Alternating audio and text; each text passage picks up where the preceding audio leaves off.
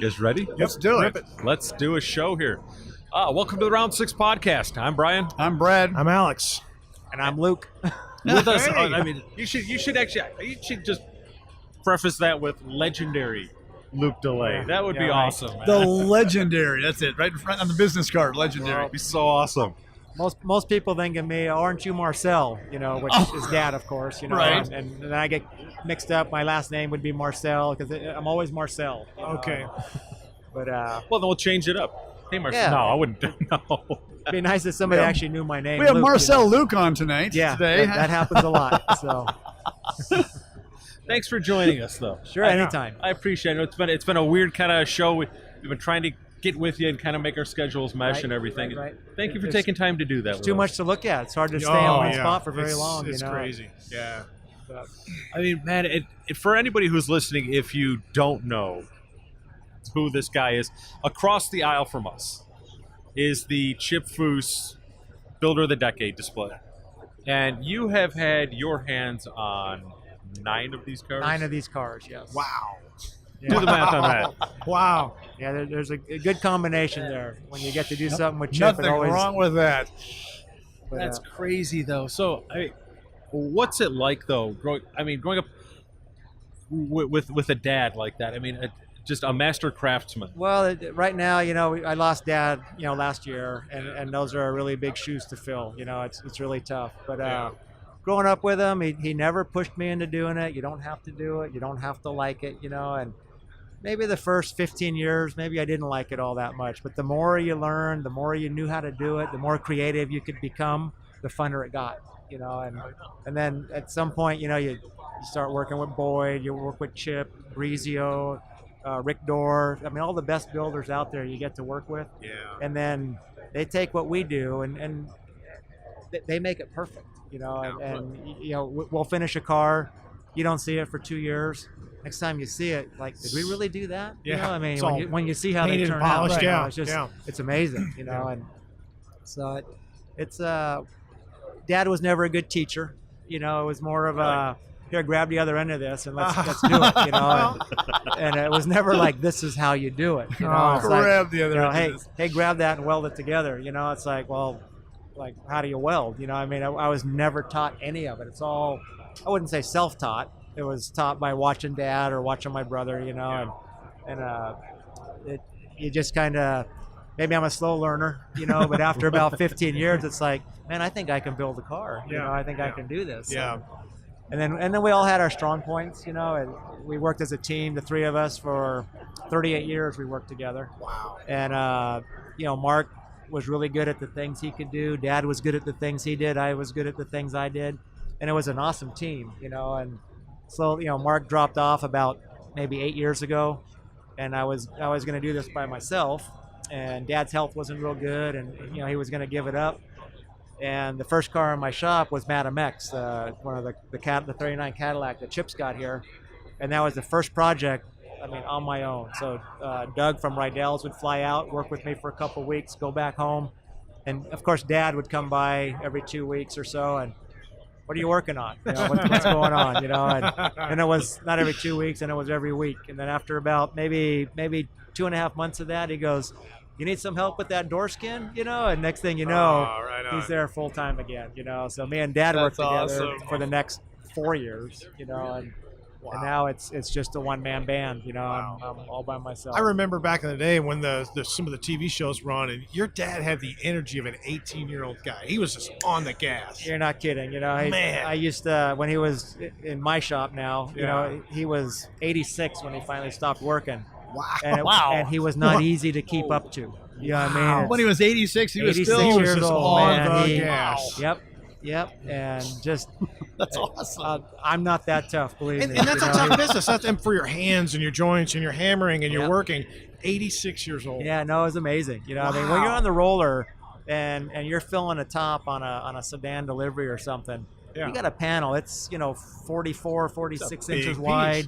It's maybe 80 inches long out of 18 gauge. Moving it back and forth. You're trying to not get a line from the roller in it. And you got your right. shoulders out, and holy, and at his age, it's like, you sure you want to take this on? I'll find somebody else to maybe help me, or I won't take in the project. And no, we can do it. It's like, Wow. I would assume having to work like that, you don't see a lot of morbidly obese metal shapers. Dad was in amazing shape. Just tough as nails. And there's times, we'd be tacking stuff together. We'd be tacking a roof in, or putting a fender together or something. And he'd be the guy guiding the two pieces of metal while I'm welding. And there's times, I could see where I'm welding, and I see smoke coming off his fingers. It's like, isn't that hot? And he's like, yeah, it's a warm. Are you kidding me? Yeah, his hands. I mean, all the years of filing, and then you're rubbing your hand over the piece. And his hands were just calloused. Yeah, I can. He has no fingerprints, so if anybody was looking for him, they'd never find him. How did he learn the craft? Just as a young kid, his dad worked for Minerva in Belgium, so my grandfather, and my dad at 14 years old, I believe, in those days this was normal to quit school and you go to work. And in those days you didn't change parts on cars, you fixed cars, and this is in probably in the 40s, and you get a wrecked car in, you hammer and dolly the thing back to what it was. You don't put a new door skin on. You don't put a new fender on. That was just normal. That wasn't like an art. That was what everybody did.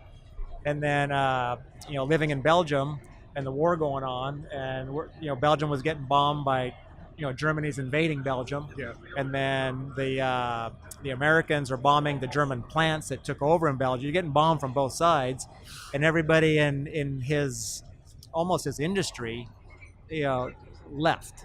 And for him, he thought it was an opportunity to not be the apprentice. He's 14 years old, and instead of being the apprentice, it's like, I'll build that top on that car, and these were like trucks that came in, and the trucks had all the running gear and fenders, but they didn't have a cab, so they had to make the cabs on these trucks. Dad's like, I'll try it, and he didn't know, but he goes, he learned more in 6 months than he would have learned in 10 years because he had to. Right. It wasn't a matter of, because he had to do it. And then there's always the threat that, that bomb may have your name on it. Well, he told me one day, he told me one day he went to whatever his route was that day where he was going, and he goes, he left where this movie theater was, and a V-bomb hit on the movie theater. Within 15 minutes of him leaving there. Then wherever he was next, it was about, again, a 15, 20-minute period, a bomb hit there. And it happened 3 times in one day, and he was clear of all of it. He never was involved in it. But not his time, obviously. So in the early '60s, we came to the United States, and Dad just got a job at a collision shop. It was just regular body shop. Wow. And over time, he started fixing Ferraris and stuff where they had to wait for parts for months and months and months, and he'd say, I'll make you that new clip. I'll make you this or make you that. Jeez. And so after that, that's when he started our business, and I was a 15-year-old kid. My brother was, 23-ish, something like that, and that's when it all started, and that job you get when you're 15, that temporary job, you think before you find what you really want to do.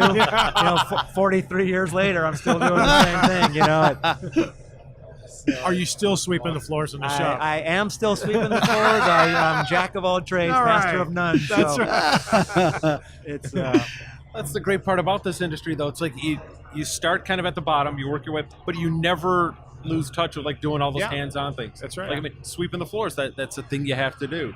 Somebody's got to do it. And then, that's right. Like I say, I'm just a one-man shop now, and you just do all of it. You run and get parts, you take care of ordering metal, you take care of the whole thing, and running the forklift when the sheet metal order comes in. Yeah, that's it. So, yep. It's a good times. I'm extremely fortunate that my wife is a good sport, and now that I am all by myself, when on some of these panels I got to roll, I need somebody at the other end of the panel. Yeah. And hey, honey, can you come down and give me a hand? And I got to bite my lip a little bit because I can't holler at her. She's doing this. Yeah, right. Help right. me. Yeah. And she doesn't know how to do this. Uh-huh. And where she's going home, you're also going home. exactly, But I bet she's learning. I bet she's That learning. argument isn't staying in the shop. Yeah, no, yeah. exactly. It's gonna go all the way to the house. But when she holds something a little crooked, and I'm just looking at well, that's going to be an extra couple hours to fix that. But I just got to bite my lip and deal with it, you know. And Right on. So, wow. So, influence-wise, I mean, hey, it's like what kind of car does it for you? If you could go out and from scratch build something that would be just purely yours. You know, I'm a really big fan of the late 50s race cars, the Maseratis, the Ferraris, the Scarab, the Aston Martin, the Jaguar. I love that's my dream car, you know, and maybe one day that'll happen, you know. But those are some beautiful some cars. of the cars I do, you know, some I like, some not so much. You know, for me, metal's metal. Whether you're working on a Harley fender or you're working on a Peterbilt hood, metal's metal. You know, so it really doesn't matter to me. The customer's always right. You know, and it's, do you ever turn anything down because you're like, well, maybe the customer's not so right? you know, maybe not for that reason. I do turn stuff down once in a while. Just I can only handle so much, you know, and I'm lucky enough that I get to work with the best people out there, and I can pick and choose a little bit on what we're gonna do, you know. And if it's something that I know is gonna be a fight from the beginning to the end, I usually tell people, you know, there's so and so over here, and I think they're better suited to help you out and this and that. You know, I never say no. I just don't always say I can guide do him this. to the next direction. It's like, man, I'm 2.5 years out before I can get to it. Maybe you got to go talk to so and so. And well, yeah, and it's like any small business. I mean, you don't want to turn something down because, and I get that. Like drawing for a living, I never wanted to turn someone down because I didn't agree with their vision on it. Right. To me, you know, money is money, food is food. I always looked at it like, is this going to feed my son this week? Fine, I will totally draw your Volkswagen nose on a '59 Cadillac. Right. I'm in on that. I'm not going to sign it, but I'm going to draw it. I get it. I totally get it. That's pretty. So, what's the weirdest material you've ever worked with? You know, we've done a fair amount of stainless work, and I just as soon not with the stainless. And the sounds like reason it is doesn't move. It's just, There goes my DeLorean idea. It just it's so hard on my equipment, you know. And I didn't think for about me, that. I just rather work with aluminum or steel. Yeah. So it is hard on the equipment then. Oh, very so really? hard, I guess. Just because of the I mean, hardness just of it. Your shears need to be. You know, my shears are super See a old, shear, and they'll shear anything I need it to shear. You put a piece of stainless in it, and it folds it. You know what I mean? It's not just because my stuff's old. You know, and same with with my hammers, my shrinkers, anything I use. It's harder on those. You know, and my dies for my shrinkers are extremely expensive, and I can use the same die on aluminum almost forever. Right. On steel, maybe 4 or 5 years. With stainless, maybe each project. You know? So it's just not worth it to me. And I'm not a real good businessman, so I'm not smart enough to charge for my tooling. I just charge my hourly charge. Charge your hourly charge. Wow. Good for us. Not so good Well, for see, you. now that you had this discussion, maybe you got to think that out. You're Yeah, doing a you're bid, right. You Yeah. just throw that in the bid. It's like, why? Because we're doing Do a this. stainless job. I have to buy a new shear. Buy a new Yeah, dies. it kind of is what it is. I got to buy new equipment. So, Yeah, no, it's true. so how many? Well, we got 9 here. How many vehicles have you seen in the show so far that you've had your hands on? Well, I got 2 vehicles here that Rick Dore finished up. Okay. And so I saw those 2. I saw a Plymouth that we did, and we chopped, filled the top, fenders, bobbed the fenders, running boards. It did a bunch of sheet metal mods on that car. I saw it here, and then some of them we might have done so long ago. I don't recognize that we did it, But last year I was writing down a little piece of paper every time I thought of a car, like impression. I'd write the name, and I kept this piece of paper, and I kept writing names down, like the Boydster or the Boydster 2 or Shockwave or whatever it might have been. And I kept writing these cars down, and my dream, and I talked to John Buck about it last year, was, maybe we can do something for Dad and see how many of these cars we can we could get at one show. Oh, that'd be Which And see, it would be phenomenal. wonderful. That would awesome. be. which would have been really, really neat to do. Yeah. But I mean, even though now as a tribute to Dad, it's still Right, not right. like That it's would be too awesome late. too, It right? would still be Yes, a great yes. thing. And these are just the ones that I thought of. I mean, there's probably a bunch of them that I already Yeah. forgot about, and I came up with about 90 different cars. Oh wow! You know, so That that would was be an awesome. So building. I mean, so say you had 20 of those cars Yeah, even here, if 20 you know, showed up. in Yeah. one chunk of one of the buildings, you had 20 cars that you guys had worked on. Yeah. Right. That's Yeah. a pretty amazing. well, and, then, pretty and amazing thing. they're all pretty high profile cars. You know, a lot were for Boyd. You know, and Okay. a lot of them were really high profile cars. You know, that through Boyd. You Yeah. know, and the exposure that it got, and cars for Chip and Rick Dore and Brizio and guys all over the country that have used us. You know, that we've had 11 different Riddler and AMBR winners. Oh man. You know, and Oh, that's wow. and I'm not Dude, that is yeah. not because we did the sheet metal work. That is because the way they're But, finished. no, but and the you way- had your hands. Yeah, but We you had were- our you were hands. part of that to be a part of project. that team, that's yeah, pretty so awesome. it's That's awesome. it's really That's wonderful. I mean, if you could even have those show up in one spot, that would be Yeah. Yeah. Yeah. real Oh, cool with that, wow. you know? Yeah. Yeah, imagine that group. Why is there no DeLay Memorial Medal Shaping Award? How awesome would that be to win? There you go. That You've would got be paint award. that I'm That'd telling be you, something to think about. would be that would be really that cool, would be an awesome you know? tribute. I think that'd be. And how great would that be? I mean, not only as a tribute, but then you've got the living legend side too, where you're Right. that. Right. Let's make this happen. And to really make it cool, you make the award out of fiberglass. Yeah. You give him a plastic trophy. Wow, that would be neat. That would I've be never thought awesome. about it. You know, I mean, I think that'd be awesome. that would be cool. Something I- to think some about thought, there. yeah. I never think of us as, award-giving people. We don't fit in that category. Yeah, but- you know, Or maybe and- something where you're on that judging team where you're selecting. Just But- say, hey, great job, dude. Exactly. See, now you're talking, over 40 years experience, you can say whatever you want to say. I mean, come on. That's a long time to be doing your trade. I don't care Right. what it is. Right. What if So- the award is a fist bump? It's two fists. Dude, that's...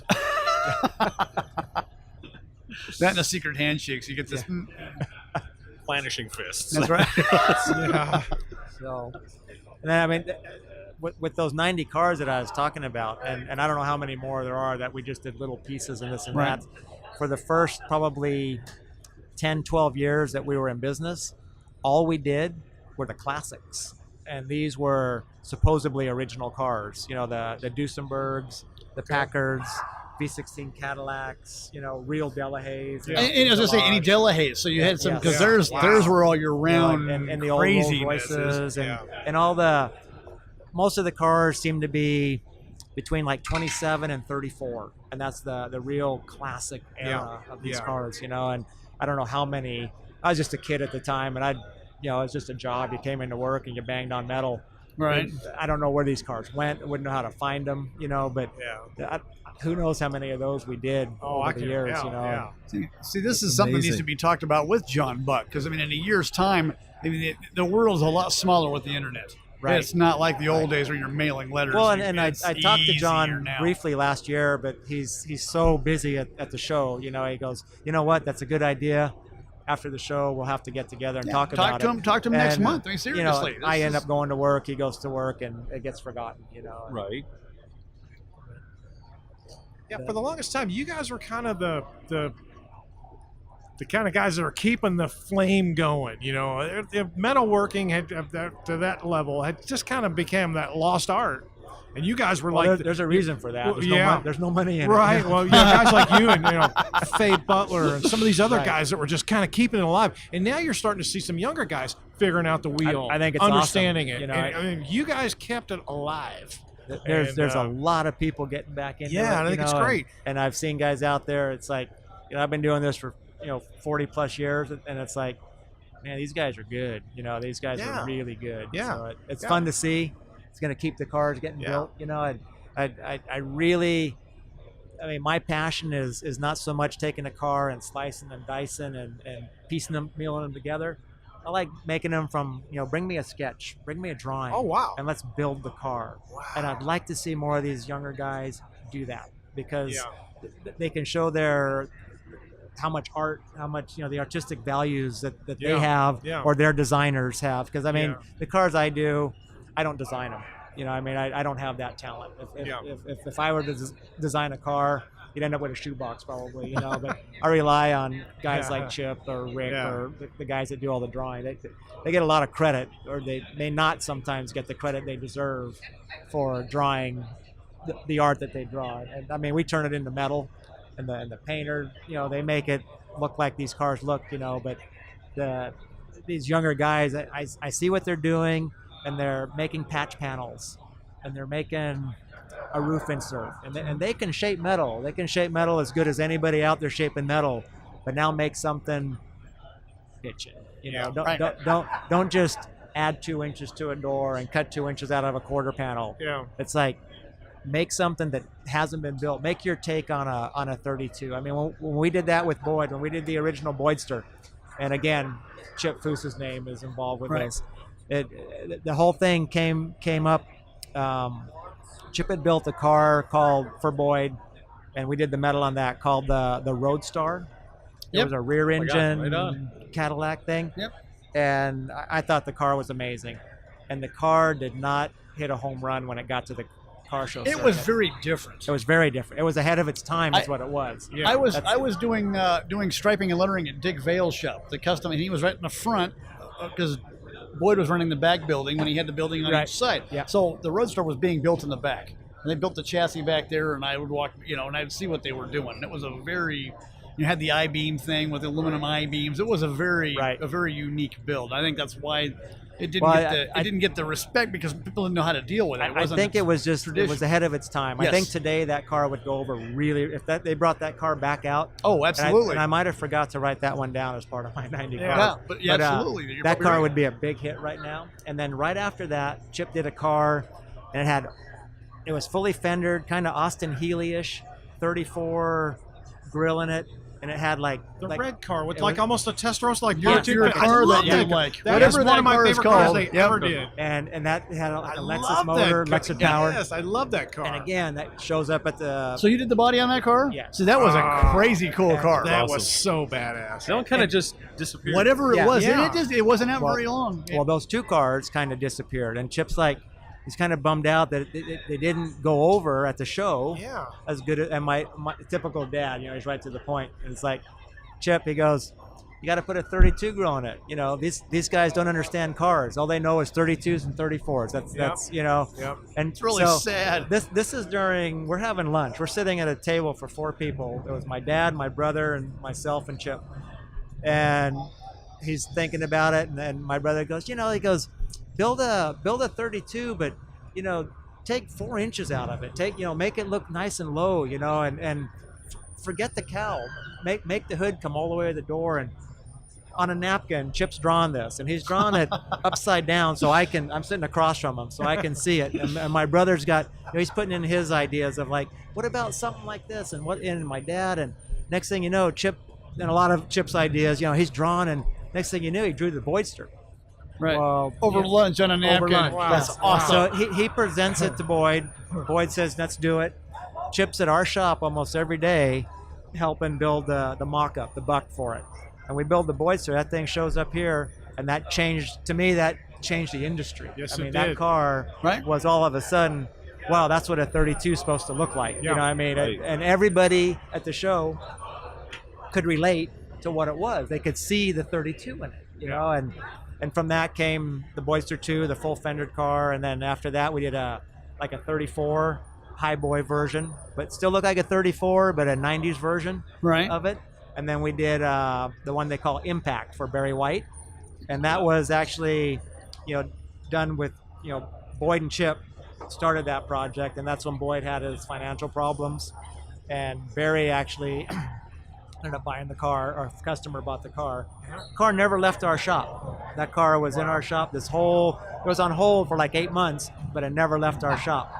And then Barry's customer decided to fund the rest of it, and that became Impact, but those cars there, I mean, everybody can relate to a 34, a 32, even though it was completely different, Right. Well, it's pretty sad they talk about the car. If you put a 32 grill in it, then it's okay. It's like, Well, really? just, I mean, that's what it's become, where that's the only thing people can relate with. It's like, Right. oh, it's a different kind of 32. Right. That's No, just sad that's kind of what it is. That's Yeah. kind of a weird way to look at things. So do you get we talk about this a lot, where we kind of get jaded a little bit being kind of in the side of the industry that we're in. So like you look at a fairly high-end car and you kind of go, do you ever get jaded with like the projects that are brought to you? You look at the design and maybe you kind of go, it could be the most radical thing, to just go, it's a job. No, usually, I mean, I'm always excited about the next project. You know, Yeah. usually, Yeah. I'm 8 months into the project I'm working on, and I'm ready to start on something Yes, else. So ready to- usually something fresh comes in. It's like I get pretty excited about it. You know, and very cool. what bothers me is when I come to these shows and you're walking down one of these buildings, and all these cars, I don't care which building it is, all these cars are so nice. Yeah. And you're walking through, and you just keep walking, and it's Yeah. like walking through the forest and you don't notice the trees. You know, I mean, these cars Yes. are gorgeous. You know, Yes. and you don't stop and look at each one. You know, I mean, you can't. There's not enough time to do that. You know, Right.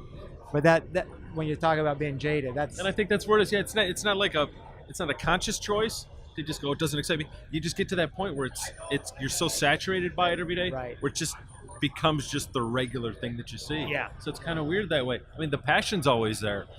And it's so weird that it takes one thing to stick out at you. Wow, that's the greatest thing. right. And right. 2 minutes later, one of your friends comes and says, well, did you see this car? And you're going, no. No, I walked right by it. And it's Yeah. the brightest green thing sitting Right. on a turntable. And you missed it because you weren't. You walked right by it. It's so weird. That's kind of the curse of it. Yeah. It is. It I is. think it's, And each one of those cars that you walk by has a story. I mean, it may have some significance to the owner, and they put so much time and effort, and you're just walking right by it. It's like, For me, some of the funnest, some really fun car shows to go to are just your local events. Yeah. And they're small. Yeah. There's not that many there. And 9 times out of 10, it's a car the owner built himself. And the guy's not a metal shaper. And the guy's not a painter. And he's not an upholstery guy, but Yeah. he did it all. yeah, You know, and could it compete here? No way. No. No way. But it's neat to see these guys do it themselves, you know, and they work just as hard and they're on it. so excited about it, and you got to Exactly. share You know, that excitement with them I- because it's great. To me, that is awesome to see those I cars. love it. And, I think you know, it's great. There's nothing easier than picking something apart. Sure. But try and do it better yourself. Yep, that's right. You know what I mean? Yeah, It's- yeah. Right.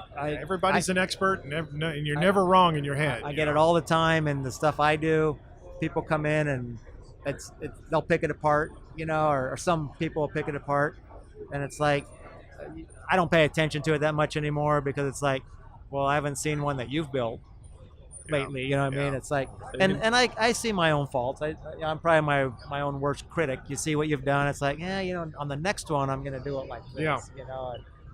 But Yeah, you see those little details, but we look at it and go, "Oh, that thing is just flawless," you know. But you've watched it from 3 inches Well, away for I've- 8 months at a time. I've touched every inch of that Exactly. thing over and over and over Yeah, and over for yeah. so long, you know. And Yeah. but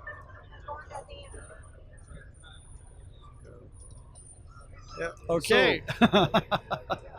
the one big question I have, I know it can vary from project to project, but say on an average, like say you took a full body you have to build. Are you working on this for months on end, years on end? no, the average, especially now, just a one-man shop, one guy. The last couple cars I've done complete were for Rick Dore, and these are monsters. These things are, they're 20 foot long. He's doing some really big scale They're stuff. really big cars, and he'll bring me a chassis, and then he'll bring me a drawing. He'll bring me a 3/4 front, 3/4 back, maybe a full size drawing, and from that I'll start with a floor pan. I'll make the buck, and on the average it's about a year. I work about a year on it from start to finish, and that's Awesome. doing all the chrome, it's doing all the sheet metal that's involved with the car. Right on. So it's not as long as some people might think, Mhm. and I think we've always been real proficient at what we do. Yeah. Some guys might like it a little bit cleaner, and we can do it a little bit cleaner, Mhm. but if the painter can handle it, we're okay with it normally. And if you want it polished, we'll get there. Yeah. But it takes a little bit longer. I mean, when we do something, we've always been known to be the best bang for your buck.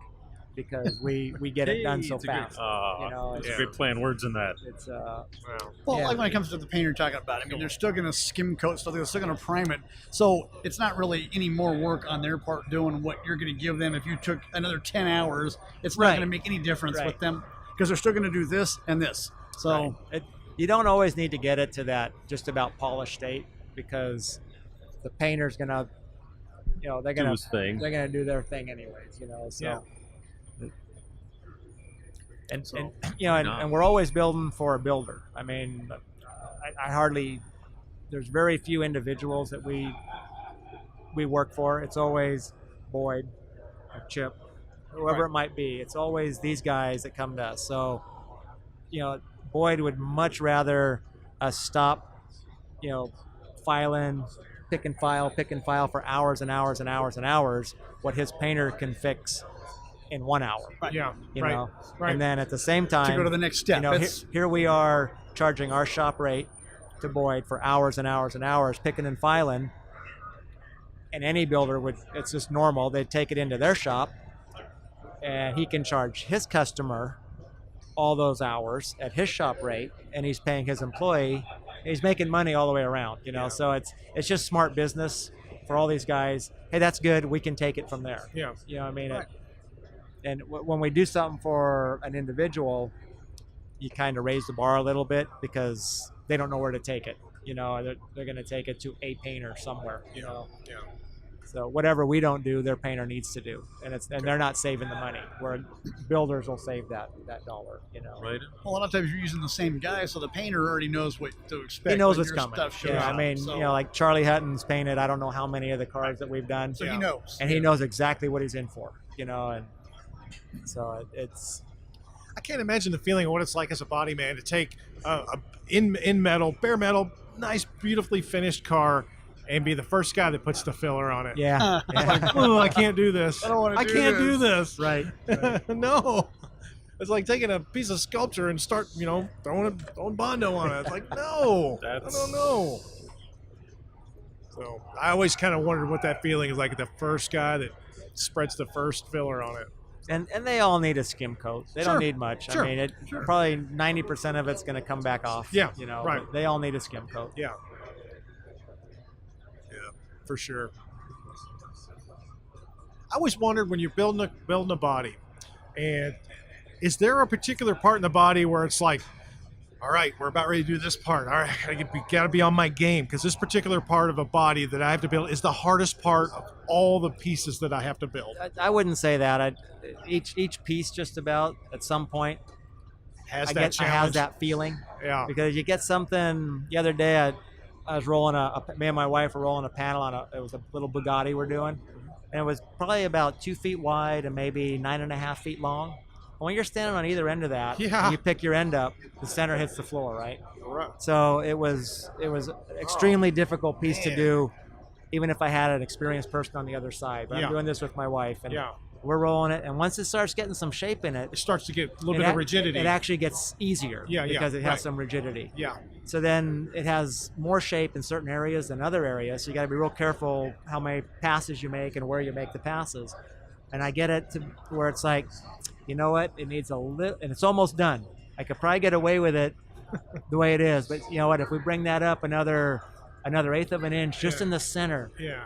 and it's like, that's when you start getting that feeling it's like, like- do I go for it? Yeah. You yeah. know, because these 2 more passes that we do can cause me. Could make or break it. It could be a piece of patch Yeah. panel now. Scrap it, just Yeah. scrap Right. metal. And I always wonder how big. I mean, that's kind of a strange question. How big is your scrap pile? Well, I've been getting lucky lately, you know, and Hey, you know. when we had our shop, you know, it's funny because if I made a really big mistake on a part, I usually put it in a scrap pile near my brother, so it looked like he made the mistake. You know? Way to go! In case if somebody walked in, you know. But, I'm still liking the conversation. When was the last time we talked to somebody? I'm just working on a little Bugatti. You know, Yeah. Just got a Bugatti in my shop. Okay. Small I got car 4 starts with a B. pinos, so- Oh, Beetle. No, Yeah. no. I got Pinos in my shop. Does that count? I get a Bugatti. One off Pinto. Okay. Wow. Yeah, you got a cool project you've been putting up on Facebook. Yeah, on Instagram or and Facebook. Instagram, Yeah, yes. yeah. Everybody seems interested in keeping up. I'm not a big Facebook and Instagram. No, but it's kinda cool guy. because Yeah, you kind of it's see always it going appreciated when together. you do. Here's Yeah, I the wanna see buck, it growing, and you know, then and- stuff Yeah. starts. I like seeing that stuff. Yeah, I get a lot of guys saying, "Hey, thanks for doing that," and it's my wife does that for me. So Oh, that's that's great. great. Thank you. I'm just a little bit smarter than a piece of sheet metal. So I can't-